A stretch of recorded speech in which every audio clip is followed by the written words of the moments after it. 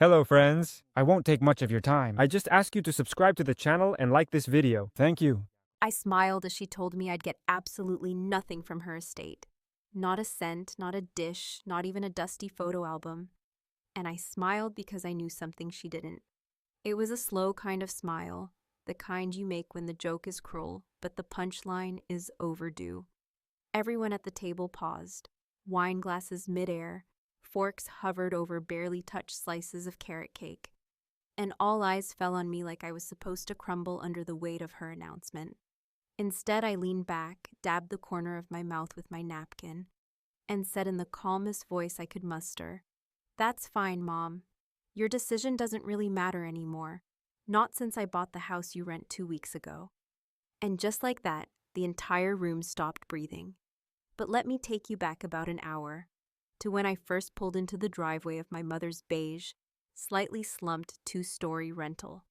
The siding needed pressure washing and the shutters were sun-faded, but she always talked about this house like it was some grand estate in her personal fairy tale. It was the same house I grew up in, the same house I moved out of at 17 with a duffel bag and a used car that barely made it across county lines. A few cousins had already gathered outside, shuffling around nervously, drinks in hand, not quite sure if this was going to be one of those happy family moments or something with more teeth. I hadn't been invited out of love. That much was clear from the moment the invitation arrived, tucked in an envelope addressed to Ms. A. Walker, as though I were some polite, distant acquaintance.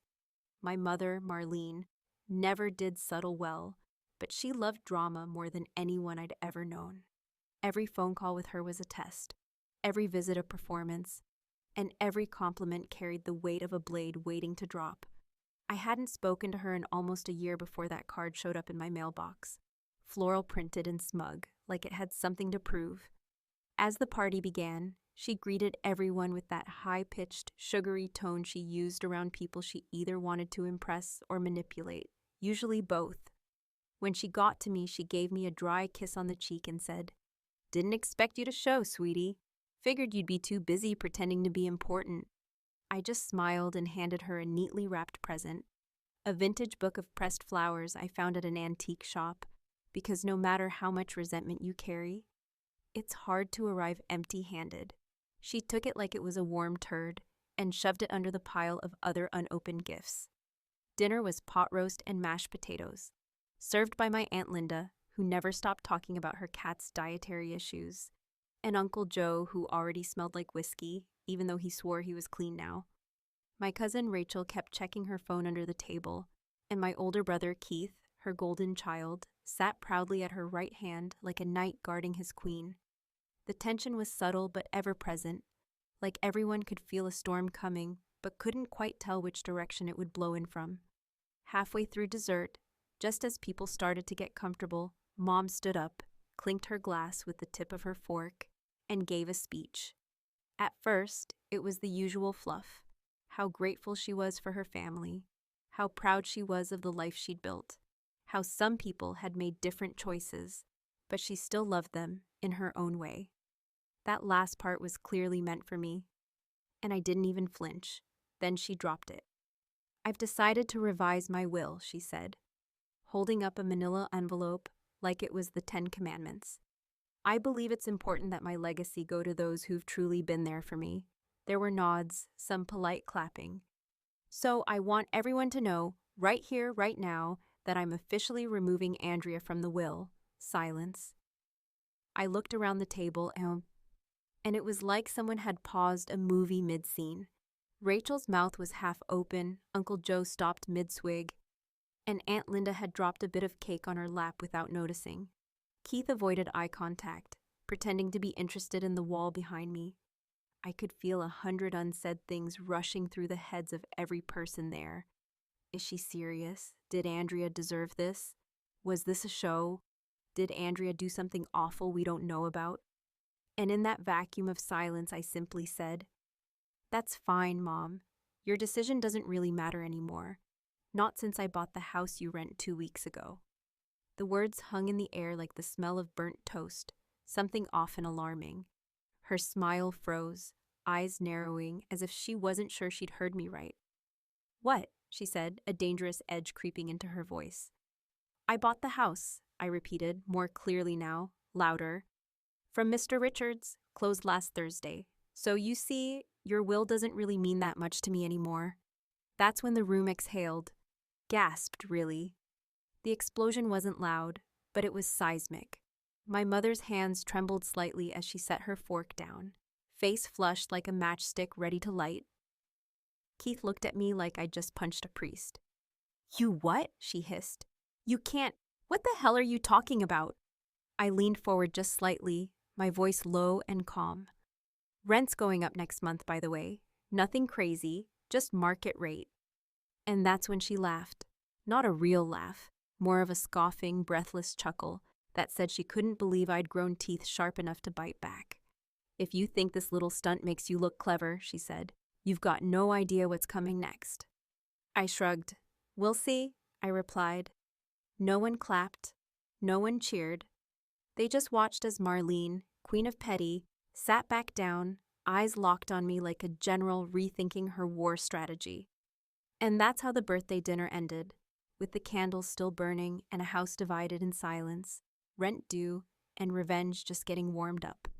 2 weeks before that night, before the cake and the insult and the revelation that cracked my mother's porcelain poise, right down the center, I had been sitting in a downtown office with my name scrawled in black ink at the bottom of a property deed, staring at the words, Andrea Walker, owner, printed across the top like some kind of personal victory flag. I never thought I'd raise, because until that moment, my entire life had been a long, awkward dance around money, ownership, and the aching absence of real control over anything, especially when it came to Marlene. The whole thing started on a random Tuesday when I found myself driving through my childhood neighborhood, not because I missed it, not because I was feeling nostalgic or wistful or in the mood for a trip down memory lane, but because traffic had rerouted me off the freeway, and I ended up crawling down side streets lined with sagging porches and cracked sidewalks. Every turn flashing me pieces of a life I had spent over a decade trying to outgrow. It was on that accidental detour that I saw the for sale sign posted like a surrender flag in front of the house I used to call home. And something in me paused. Not just the car, but something deeper. Something stubborn and quiet and buried under layers of independence I had worked so hard to wear. Like armor.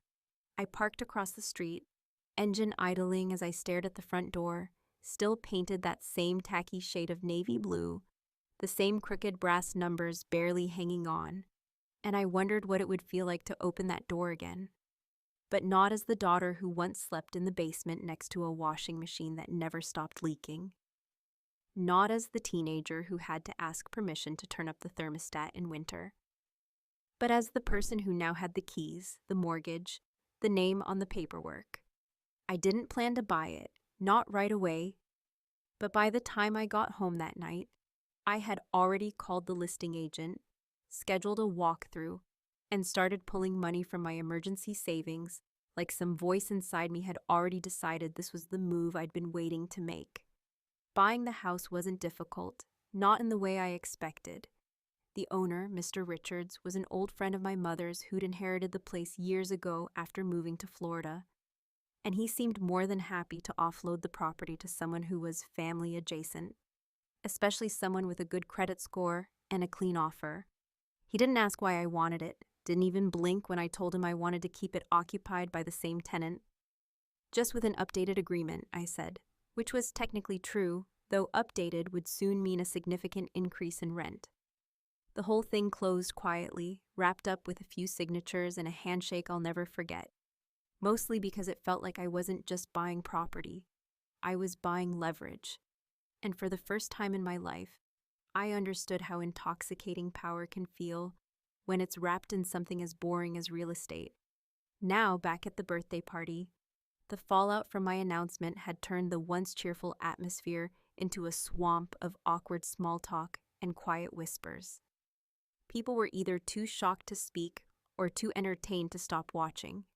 My mother, clearly still reeling, hadn't yet found the words to reclaim the room, which meant, for the first time in a long while, I had the floor, and I intended to use it.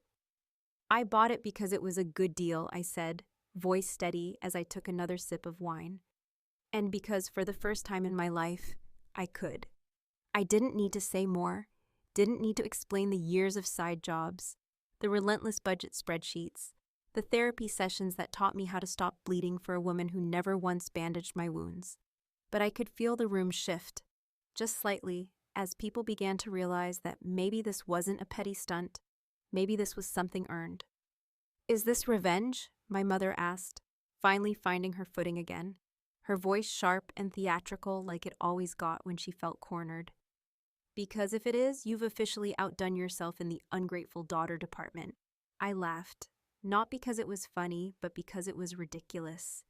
Hearing her call me ungrateful in the house I grew up freezing in, where she spent more money on designer shoes than she ever did on groceries. "No," I said, "this isn't revenge. Revenge would have been kicking you out without warning. This is something else. This is business." She scoffed, waving her hand like she was swatting a fly. Like all of this was beneath her. "You don't have the spine to make this a business decision," she said. But there was something in her eyes, something small and worried, that told me maybe she knew I had more spine than she'd given me credit for. "The lease is month to month," I continued. "Starting next cycle, rent goes up to market value. I've already filed the paperwork." Her face paled just a touch, as if she finally did the math and realized how much more she'd be paying to stay in that house she had always treated like her personal throne. "Market value?" she repeated, as though the words themselves were offensive. "You think you can just hike the rent and I'll take it?" I shrugged. "I think you can make a decision, just like I did. You can stay, or you can go. You're the tenant now. I'm the owner." And then, like a storm cloud ready to break, she stood up from the table so abruptly that her chair skidded back on the hardwood floor, the sound loud and jarring. "If you think this is going to make me feel small," she said, her voice trembling in that dangerous, tightly wound way I remembered from childhood, "you've got another thing coming." I didn't say anything. I didn't need to, because for once, she wasn't towering over me anymore. She left the room in silence, and the guests who remained exchanged glances, some sympathetic, some stunned, a few quietly amused, and I sat there, wine in hand, heart pounding but calm, knowing this was only the beginning. And as the front door slammed shut behind her, I whispered under my breath, "Happy birthday, Mom." There's a strange kind of silence that follows a confrontation like the one I'd had with my mother. The kind of silence that doesn't settle like dust after a storm, but instead hangs in the air like thick humidity. Before another one, pregnant with the unspoken truths, grudges, and deep-seated shame no one has quite the courage to name out loud. And in the days that followed the birthday dinner, those slow, tension-soaked days where the echoes of raised voices and stunned glances kept replaying in my head like a song I couldn't switch off, I found myself navigating the emotional debris, not just of that single evening, but of decades of pent-up resentment, half-buried pain, and twisted family dynamics that had finally started to crack open. I hadn't heard from her directly since the party, though I'd gotten wind through the cousin grapevine that she was telling anyone who would listen that I'd gone mad with money and power, that I was trying to ruin her life, because I never got over my so-called daddy issues, and that, frankly, she had always known I'd turn out vindictive because, in her words, she was always just a little too smart for her own good. I didn't respond, not then, because there's something deeply satisfying about letting someone exhaust themselves spinning lies when you know you're holding the truth like a loaded gun in your back pocket, waiting for the right moment to pull it out and place it on the table for everyone to see. The truth, of course, was that the house she'd lived in for the past 25 years wasn't just some random rental she happened to luck into during a housing boom. And it wasn't the kind of place that a woman like Marlene, a woman who had spent most of her life projecting an image of effortless success while hiding bills in kitchen drawers, could afford to lose control over. That house had a history, a weight, a secret buried right there in the walls, and I knew, better than anyone, that she'd been walking a tightrope with it for years, barely keeping up with rent, constantly asking for extensions from the old owner, and dipping into increasingly desperate financial gymnastics to keep up the illusion that she was still the queen of her castle. What most people didn't know, and what I had only discovered because I'd started digging after the purchase, was that my mother had taken out a personal loan several years back, one that was quietly tied to the value of that house, and she'd used it not for home improvements or health care, or anything even remotely justifiable, but to fund a series of shopping sprees, gambling weekends, and a failed multi-level marketing scam selling overpriced skincare to her church friends. The paper trail was thin, but it was there, and when I cross-checked the dates with her rent payments, it was obvious that she'd been floating herself with borrowed money and prayer. So when she finally called me, 3 days after the party, her voice as clipped and hollow as I remembered from every disappointing birthday phone call she'd made over the years, she didn't even bother pretending anymore. She got right to the point, like she always did when she was backed into a corner. "I want to know what you're planning," she said, her words sharp but hollow, like she was testing the ground before she stepped on it. "Are you trying to make me leave? Is this your version of an eviction notice?" I was standing in my kitchen at the time, stirring coffee I didn't really want, staring out the window at the dull gray sky that had matched the inside of my chest lately. I didn't flinch, didn't stumble. "I'm planning to charge rent that reflects the market," I said. "What you pay now barely covers taxes and maintenance. I'm not your old landlord. I don't owe you favors. This is just business, like you said at the party." She made a noise somewhere between a scoff and a bitter laugh. And then there was a pause, a long one, that told me she wasn't just stalling for time, but trying to decide how honest she wanted to be. "You think you've got the upper hand," she said finally, "but you don't know the full picture." "I know enough," I replied. "I know about the loan. I know about the late payments. I know that if I wanted to sell the house tomorrow, you'd be out on the curb unless you could magically cough up a deposit." Silence again, longer this time, heavier. "That loan wasn't for me," she said quietly, and I almost laughed at the audacity of it. "It was for your brother. Keith got into trouble a few years back, real trouble, and I didn't have a choice." "Don't pull that card," I snapped, more forcefully than I meant to. "Keith is a grown man who makes more money than I do. You protected him because you wanted to, not because you had to." "You think you understand everything," she said. And there was venom now, rising like smoke. "You always did think you were better than us, smarter, more noble, more… what? Deserving?" I closed my eyes, trying to breathe through the urge to scream, because there's nothing more exhausting than arguing with someone who's rewritten the past so thoroughly that they've started to believe their own fiction. "This isn't about what I deserve," I said finally. "This is about what you taught me. You taught me that survival means making hard decisions. So that's what I'm doing." She didn't respond right away. When she finally spoke, her voice had lost all pretense of control. "You want to be the landlord? Fine, but don't act surprised when people stop treating you like family and start treating you like the enemy." And with that, she hung up. I stood there for a long time after the call ended, coffee cold in my hand, wondering how the hell things had gotten this far, and whether there was still a way back from it all, or if we were both too far gone to even try. But one thing was certain: she knew now that I wasn't bluffing, and I knew that the next move was hers, or so I thought. There's a moment, just one, between the end of a declaration and the beginning of a consequence, where everything hangs suspended in the kind of fragile balance that can be mistaken for calm. A deceptive lull that tempts you into thinking that the storm has passed when in reality, it's merely gathering force in the distance, waiting for the precise moment to strike. And it was in that exact moment, standing in my apartment with the aftertaste of that phone call still bitter on my tongue, that I realized my mother was not going to roll over, not going to slink away in defeat, and certainly not going to let the situation play out on my terms, without first hurling whatever emotional grenades she still had buried in her closet of manipulations and well-practiced guilt. It was 4 days after the birthday ambush, and I hadn't slept more than a few hours at a time since, not because I was scared of what she'd do, though part of me always remained wary of how deeply she could cut with just a sentence, but because I could feel something shifting beneath the surface of our standoff, like a riptide pulling at the sand beneath my feet, unseen and powerful. And I knew from experience that the moment I let my guard down, she would find a way to drag me back under the weight of all the old narratives she loved to weaponize. The ungrateful daughter, the selfish child, the one who never really understood what sacrifice meant. The message came by text, short and cold and pointed. Come to the house Thursday night, alone. We need to talk. Don't bring your condescension.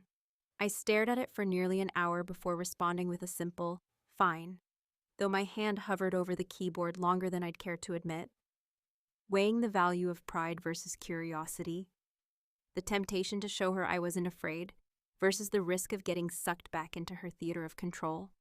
But by then, it wasn't just about family drama anymore. It was about the truth, about reclaiming something I hadn't even realized I'd lost until I stood in that attorney's office signing the papers to buy the house, a sense of control over my own history. When I arrived that Thursday evening, dusk was already creeping across the sky, painting the neighborhood in soft shadows and low orange light, and the house looked the same as it always had, tired, slightly unkempt, yet still somehow clinging to the kind of dignity that only people like my mother could pretend was intentional. She opened the door without a word, stepping aside to let me in, and for a moment, it felt like walking into a time capsule, the same old wallpaper peeling at the corners, the same couch covered in protective plastic, as though time itself might ruin the upholstery, the same smell of lavender and cigarette smoke, and something just a little sour that always clung to the corners of her home like a secret. She didn't offer me a drink or a seat. Instead, she walked directly to the kitchen, where a single manila envelope sat on the table like some kind of peace treaty waiting to be signed, though the tension in her jaw told me this was no surrender. "That's what you wanted, right?" she said, nodding toward it. "A written apology, some kind of confession you can wave around to prove you were the better daughter." I didn't answer right away because I wasn't sure if the thrum in my chest was from anger, anticipation, or some twisted version of hope. And when I finally reached for the envelope, I paused, not because I was nervous, but because I needed to look her in the eye when I asked, "Did you mean it?" Her expression didn't change, not at first, but her fingers twitched slightly, like she was resisting the urge to tear the whole conversation apart. "I meant that I'm tired," she said finally. "Tired of pretending we were ever going to see eye to eye. Tired of pretending I don't know exactly what this is really about." "And what's that?" I asked, even though I already knew the answer, because sometimes you need to hear the other person say it to believe that they finally dropped the performance. "This is about who gets the last word," she said simply. "You think owning this house makes you the bigger person. It doesn't. It just makes you the one with the last check to write." I slid the envelope toward me, but didn't open it yet, still watching her, still waiting for some sign that beneath all the bravado, there was something real left to salvage. "This wasn't about being bigger," I said, voice low but steady. "It was about not being small anymore." She laughed then, not kindly, not cruelly, but somewhere in between. A bitter little sound that carried years of disappointment wrapped in paper-thin humor. "You think an apology fixes it? You think I'll bend to your terms, and that'll be enough? You don't know what bending feels like, Andrea. You never had to." That's when I leaned forward, pulled the envelope closer, and said, "Then we're done pretending this is about healing. You've got until midnight to sign the new lease at market rate, or I list the property. It's your call." Her expression flickered, just for a moment, and I could see it, the fear, the uncertainty, the sudden realization that I wasn't bluffing, and that the person standing in front of her wasn't the same girl who used to tiptoe around her moods like they were live wires. She said nothing as I turned and walked out, the envelope still unopened in my hand. And as I stepped back into the cooling night, I knew that whatever came next wasn't going to be a victory or a reconciliation. It was going to be a reckoning, and I was ready for it. By the time Thursday night came around, the tension between us had become something thick and palpable, something that couldn't be explained away as a misunderstanding or a moment of bad judgment, or even the inevitable clash of two strong-willed women who'd spent most of their lives either dodging or defying each other. It had become a quiet war, the kind that's fought not with raised voices or public declarations, but with prolonged silences, unspoken ultimatums, and a deep, unyielding certainty that neither one of us would step down, without first forcing the other to see just how much damage had already been done. And as I sat in my car across the street from the house I now legally owned, the house I had grown up in, the house I had escaped, and the house I had reclaimed not for nostalgia, but for power, I realized that no matter how this ended, neither of us would ever be the same again. The street was dark by the time I got out, the familiar crunch of gravel under my shoes echoing like footsteps in a dream I wasn't sure I wanted to be having. Porch light on, blinds drawn, no sign of movement from inside, but I knew she was awake, knew she'd been waiting, just as I had been, each of us stubbornly convinced that we were the one with the final card to play. I had the manila envelope in my bag. Still sealed, still unread, and though I had considered opening it more times than I could count since our last meeting, I had resisted. Not because I didn't care what it said, but because I needed to know what she would do face to face when there was no audience, no party guests to charm or manipulate, no siblings to triangulate, no easy way out. She opened the door before I even knocked, as if she'd been standing just behind it, counting down the seconds like it was a final chess move, and she'd already planned how she'd respond to every possible outcome. She looked tired, not dramatically so, not in a way that would have earned her sympathy from anyone, but in that subtle, bone-deep way that only people who've spent a lifetime fighting invisible battles can ever really understand. She didn't greet me, didn't offer a smile or a snide remark, or even a raised eyebrow. She simply stepped aside and let me in, wordlessly, like I was some hired technician come to check on a utility she no longer wanted to manage. The living room was clean, unusually so, every surface wiped down, every photo frame aligned, every throw pillow in place, as though she had spent the entire day trying to restore order to the chaos I had dropped into her life, like a grenade disguised as a contract. On the coffee table sat a single object, a photograph, framed, slightly faded but instantly familiar. The two of us, me around 6 or 7 years old, her still young and smiling in a way I barely remembered, holding me on her hip with one arm and a birthday balloon in the other, both of us unaware of what the years ahead would steal from that moment. "I didn't write it," she said, nodding toward my bag. Her voice flat but not unkind, and for a moment I thought I'd misheard her, thought maybe she meant she hadn't signed the lease or hadn't gotten around to reading the terms, but then she continued. I started a dozen times, but every word felt like it was written by someone I didn't recognize, someone who was sorry in all the wrong ways. I didn't answer right away, didn't know how to respond to that kind of quiet refusal, especially when it came without venom or sarcasm or the kind of defensiveness she usually wore like armor. I just stood there, the unopened envelope suddenly feeling heavier in my bag. A symbol now not of victory, but of something more complicated, something I wasn't sure I was ready to name. "I'm not asking you to beg," I said eventually, my voice softer than I expected it to be. "I just wanted acknowledgement. That the way you treated me, that the way things were, wasn't okay. That it left marks." She sat down slowly, folding her hands in her lap, looking not at me but at the photo on the table. "I know it wasn't okay," she said quietly, "but I can't pretend I was someone else back then, just so you can feel better about becoming someone else now." There it was, the impasse, the line in the sand drawn not with malice, but with a kind of exhausted honesty that I hadn't expected from her. Not because she wasn't capable of it, but because we had both spent so long performing our roles that neither of us had ever really seen what was underneath. I could have yelled, could have demanded more, could have reminded her of every insult, every manipulation, every time she weaponized her love like it came with a receipt and a return policy. But I didn't, because in that moment I realized that what I wanted wasn't revenge anymore. What I wanted was the truth, and I had it. "I'll file the lease," I said finally. "Market rate. You can sign it or not. If not, I'll list the property. You've got 30 days. She nodded once, not surprised, not angry, just resigned. As I turned to leave, she called after me, not loudly, just enough that I paused at the door. "You think this is closure," she said. "But it isn't. It's just another kind of distance."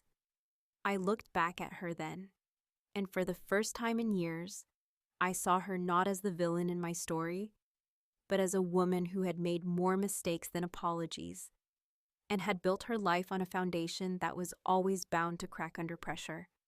And I knew she was right. This wasn't closure. This was consequence. I left the house that night not with a sense of triumph, not with satisfaction or even peace, but with the heavy, complicated knowledge that sometimes doing the right thing doesn't feel good. It just feels necessary. And as I drove away, the house fading in my rearview mirror like a chapter I'd finally stopped trying to rewrite, I whispered to myself, not in anger, not in bitterness, but in something closer to clarity. Some debts get paid in cash, others in silence. And that, I think, was the real inheritance.